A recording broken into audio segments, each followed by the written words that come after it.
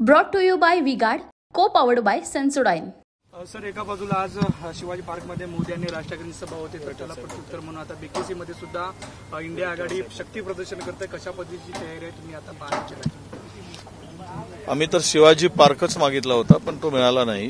त्यांनी ठीक आहे, ते ऍप्लिकेशन मागे पुढे झालंय, त्याबद्दल फार काही मला बोलायचं नाही.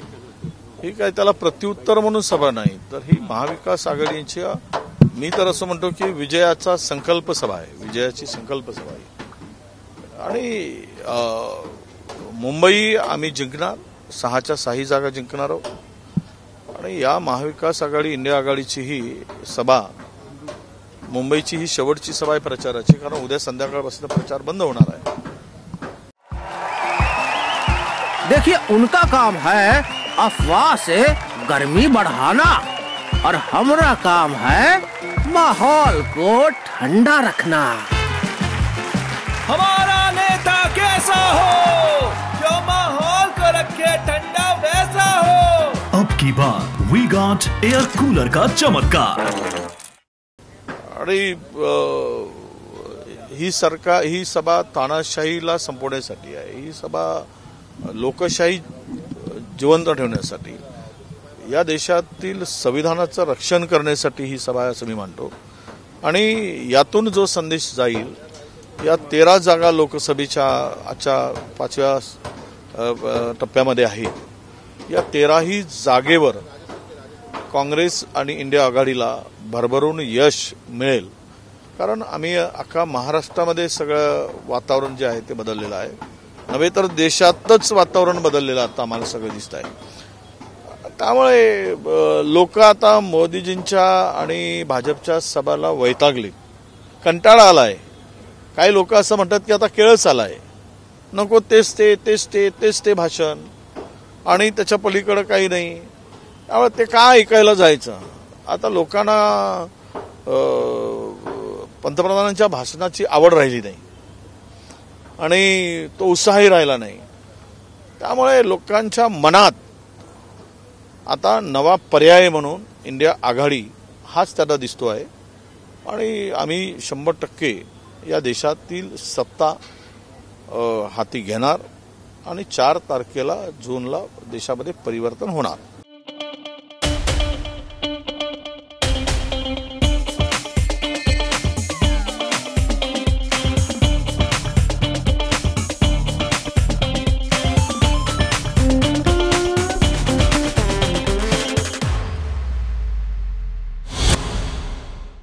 मागच्या 4 टप्प्यांमध्ये आपण बघितलं, या ठिकाणी उपस्थित असणार आहे. आज अरविंद केजरीवाल स्वतः उपस्थित असणार आहेत. कसं बघताय? आणि या ठिकाणी ईडीच्या सुटकेनंतर ते प्रथमतः मुंबईमध्ये येऊन सभेमध्ये संबोधित करणार.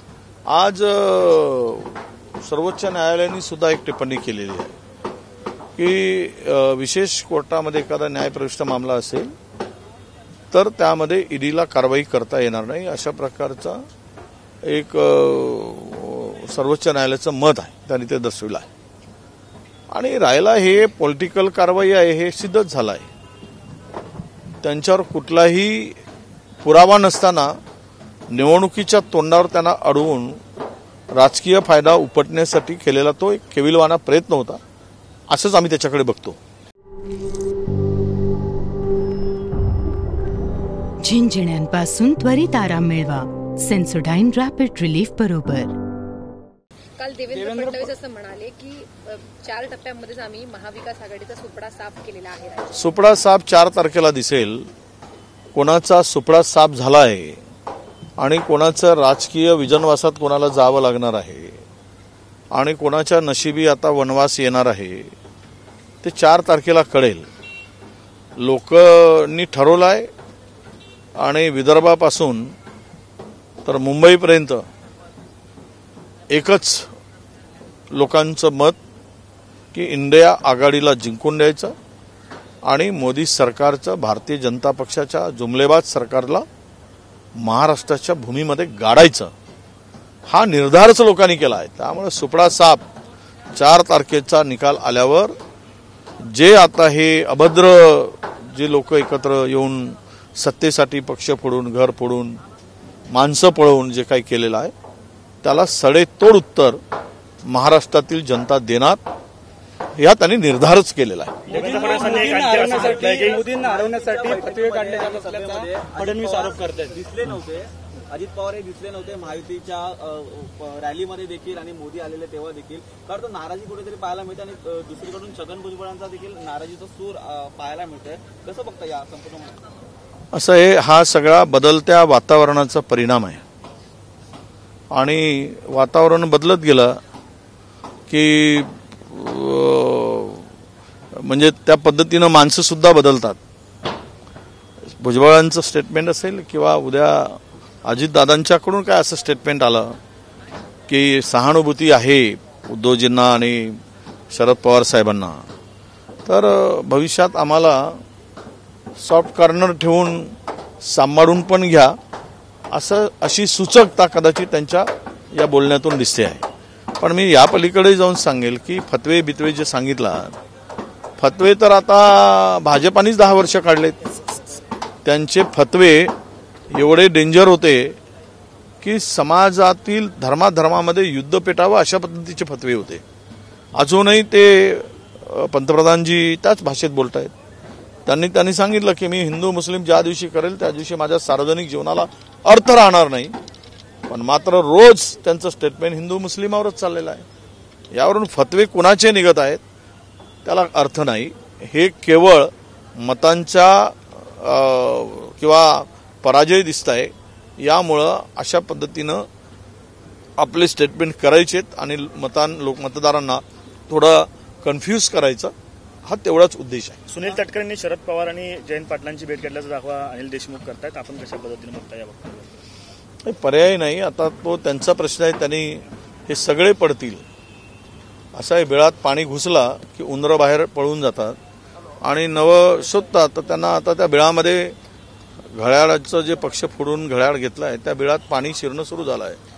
ते पाणी इतकं शिरलं आहे की उंदरं आता लवायला लागली. हा त्याचा परिणाम आहे. सिंचन घोटाळ्यासंदर्भात जे आरोप केले होते ते चुकीचे नव्हते असं देवेंद्र फडणवीस म्हणतात आणि चार्जशीटमध्ये त्यांचा थेट संबंध नव्हता म्हणून त्यांना क्लीन चिट मिळाली असं देखील म्हणतात फडणवीस. आता मग हे गाळाभर पुरावे आणि बदनामी कशाला केली? त्याचा अभ्यास करूनच करायला पाहिजे होती. त्यामुळं सोडा, यावर काय. आता पंतप्रधान 3 दिवसापूर्वी बोलतात की राष्ट्रवादी का नेता और राष्ट्रवादी भ्रष्टाचारी है, 70,000 करोड़ का सिंचन घोटाला किया है. हे कशाच्या आधारावर बोलले? लोकांची बदनामी करायचा अधिकार यांना आहे का? मग ते जर बोलले तर मग त्यांना परत पुरावा होता म्हणूनच बोलले ना. आणि मग त्यांना परत आपल्याबरोबर का घेऊन उपमुख्यमंत्री पद दिलं? याचाच अर्थ असा आहे की भाजपा भ्रष्टाचाराचा आरोप करते, ब्लॅकमेल करते, सोबत घेतो आणि भ्रष्टाचारातील हिस्सा अर्धा स्वतः भाजपा वसूल करतो. भाजप सत्तेत आल्यानंतर संविधान बदलणार असा आरोप काँग्रेसच्या वतीने केला जातो. अमित शहाने त्याला उत्तर दिले, 10 वर्ष आम्ही सत्तेत आहोत पण बहुमताचा कधी असा आम्ही दुरुपयोग केला नाही. दुरुपयोग पूर्णतः केलाय ना, पूर्णतः दुरुपयोग झालाय. 10 वर्ष सत्तेमध्ये तुम्ही ज्यावेळेस पुतीनच्या मार्गावर चालता, विरोधकांना जेलात टाकता, विरोधकांचे खाते गोठवता, 400 आमदार सत्तेमध्ये आल्यानंतर फोडताय, तुमचे 4-4 खासदार घटना बदलवण्याच्या घोषणा करतात, जाहीररित्या करतात. याचा अर्थ काय? त्यांना केवळ संविधानाचं वरचं पान, बाबासाहेबांचा फोटो आणि संविधान देतानाचा फोटो आणि मागचा फोटो, हे 2च पानं शिल्लक ठेवून आतले सर्व पानं मनुस्मृतीने भरायचे आहेत. हे आता लपून राहिलेलं नाही. आणि म्हणूनच लोकशाही संपवण्यासाठी संविधान संपवणं हा त्यांनी सुरुवात केली. त्यांच्या मनात जे होतं, पोटात होतं, ते ओठात काही लोकांच्या आलेलं आहे. त्याला आता सारवासारव कितीही केली तरी लोकांना पटलेलं आहे की यांना पुन्हा जर आपण सत्तेत आणलं तर हे या देशाची घटना बदलतील आणि या देशाची लोकशाही संपवतील. आपकी बार 400 पार हे फक्त राजकीय स्थैर्यासाठी काँग्रेसनं इंदिरा गांधींच्या काळात मात्र बहुमताचा अनादर केल्याचा आरोप सुद्धा अमित शहा करतात. हे बघा, ती घोषित होती, हे अघोषित आहे त्यावेळच्या परिस्थितीनुसार. हे तर अघोषित आणीबाणी आहे. त्यांच्या विरुद्ध बोलला की टाक झाला. त्यांच्या म्हणजे त्यांना त्यांच्या चुका काढल्या की त्यांना नोटीस पाठवा, त्यांना त्रास द्या, त्यांच्यावर केसेस टाका. हे काय चाललं आहे? हे तर तेच चाललं आहे. आज किती लोकांना टाकलेलं आहे. प्रमुख नेते देशातील जवळपास 180 नेत्यावर आतापर्यंत त्यांनी कारवाई केलेली आहे। याचा अर्थ काय की तुम्ही कुठली लोकशाही ठेवलेली आहे? त्यांना उचलायचं, पुरावे नसताना आतमध्ये टाकायचं, जगाला सडवत ठेवायचं आणि नंतर त्यांना क्लीन चिट दिली जाते। म्हणजेच तुम्ही त्यांना त्या नेत्यांना आणि त्या पक्षाला एकूणच लोकशाहीच्या मूल्य जोपासून तुम्ही काम थोडी करताय, हे दिसतंय। छगन भुजबळ नाराज कुठेतरी होते। गिरीश महाजन आता त्यांची समजूत काढायला त्यांच्या नाशिकच्या घरी गेले।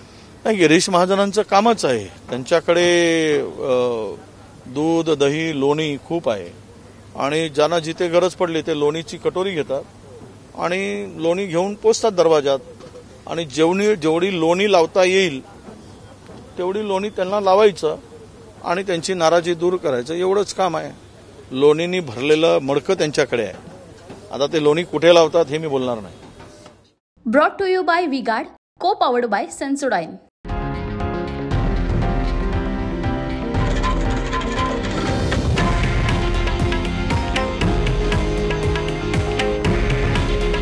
हे आहे देशातील नंबर 1 न्यूज नेटवर्क आणि आपण पाहत आहात TV9 मराठी। काळजी तुमची, हित महाराष्ट्राचं।